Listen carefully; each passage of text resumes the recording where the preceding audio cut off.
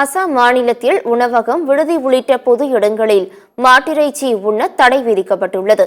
அசாம் மாநிலத்தில் மாட்டிறைச்சி உண்பது தொடர்பாக தற்போதுள்ள சட்டத்தில் திருத்தம் செய்து புதிய விதிகளை இணைக்க அமைச்சரவை கூட்டத்தில் முடிவு எடுக்கப்பட்டுள்ளது.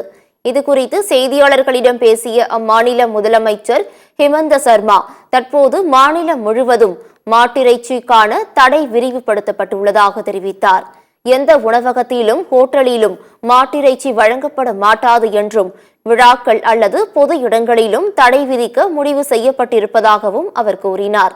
கோவில்களுக்கு அருகில் மாட்டிறைச்சி சாப்பிடுவதை நிறுத்த வேண்டும் என்பது தங்கள் முடிவாக இருந்ததாக ஹிமந்த சர்மா குறிப்பிட்டுள்ளார்.